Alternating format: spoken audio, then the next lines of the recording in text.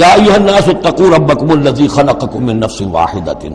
اب دیکھیے معاشرتی مسائل کے ضمن میں گفتگو ہے تو ایسی بنیادی بات سے شروع کی ہے، اے لوگوں اپنے اس رب کا تقوی اختیار کر لو جس نے تمہیں ایک جان سے بنایا، وَخَلَقَ مِنْهَا زَوْجَهَا، اور اسی سے اس کا جوڑا بنایا. یہاں یہ نوٹ کرنے والی بات ہے کہ یہاں حضرت آدم کا لفظ نہیں ہے کہ آدم سے ان کا جوڑا بنایا، بلکہ نفس سے بنایا. اس میں وہ بات پوری طریقے سے ایکوموڈیٹ ہو سکتی ہے کہ یہاں مراد کیا ہے؟ نوع ایک ہے، جنسیں دو ہیں. بکرا بکری نوع ایک ہے، جنس دو ہیں. ایک ہی نوع سے، اسی نوع سے تمہارا جوڑا بنایا. ہیومن بینگز ہومو سیپینس نوع ایک ہے، اسپیشیز ایک ہے، لیکن اس کے اندر ہی سے وہ سیکشول ڈفرینسیشن جو ہوئی ہے اس کے حوالے سے جوڑا بنا ہے. یا ایھا الناس اتقوا ربکم الذی خلقکم من نفس واحدۃ وخلق منها زوجها وبث منہما. اب یہاں پر مراد ہے وہی آدم اور حوا، ان دونوں سے پھیلا دیے زمین میں کثیر تعداد میں مرد اور عورت، رجالا کثیرا ونساء.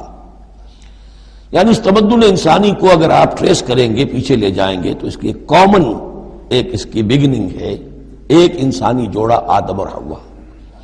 اس رشتے میں پوری نوع انسانی جو ہے رشتہ اخوت میں منسلک ہو جاتی ہے اس لیول پر جا کر. ایک ہے سگے بہن بھائی، ایک ہے دادا دادی پر جا کر کزنز مل جائیں گے، پردادا پردادی پر جا کر اور ایک لمبا حلقہ ہو جائے گا.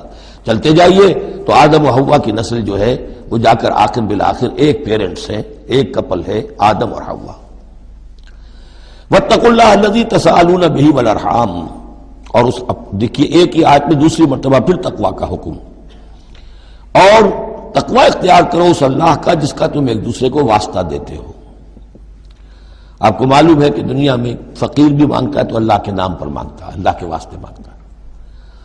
اور اکثر و بیشتر معاملات جو تمدنی ہوتے ہیں، گھریلو جھگڑے ہوں، ان کو بھی جب نمٹانا ہوتا ہے تو آخر کار کہنا پڑتا ہے کہ اللہ کا نام مانو اور تم یہ بات چھوڑ دو، اپنی اس ضد سے باز آ جاؤ. تو جہاں آخری اپیل کرنی ہے اللہ کے حوالے سے تو اس کا تقوی اختیار کرو، تو یہ جھگڑے ہوں گے ہی نہیں. اس کے احکام پر چلو. اس نے سوسائٹی کے مختلف طبقات کے حقوق معین کر دیے، مرد کے حقوق، عورت کے حقوق، رب المال کے حقوق، عامل کے حقوق. مضاربت ہے تو ایک وہ ہے کہ جس کا سرمایہ ہے اور ایک وہ ہے کہ جو کام کر رہا ہے. دونوں کے کیا حقوق ہیں، کیا اختیارات ہیں.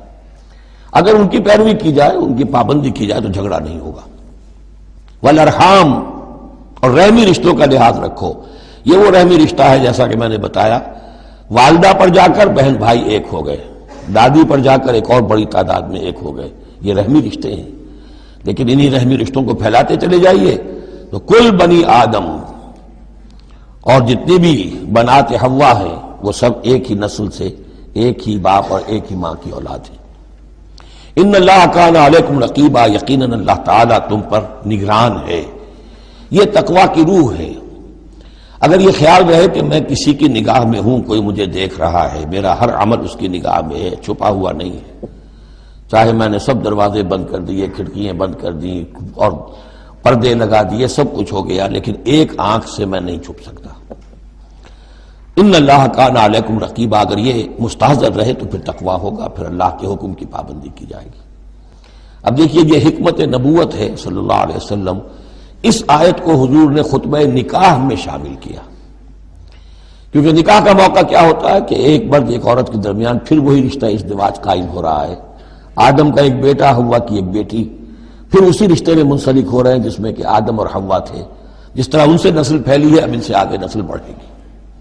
لیکن یہ کہ اس پورے معاشرتی معاملے میں، خاندانی معاملات میں، عائلی معاملات میں، جیسے سورہ بقرہ میں ہم نے دیکھا کتنی مرتبہ واتقوا اللہ واتقوا اللہ واتقوا اللہ، تقوی نہیں ہوگا تو پھر خالی قانون جو ہے اس کے اندر وہ تاثیر نہیں ہوا کرتی.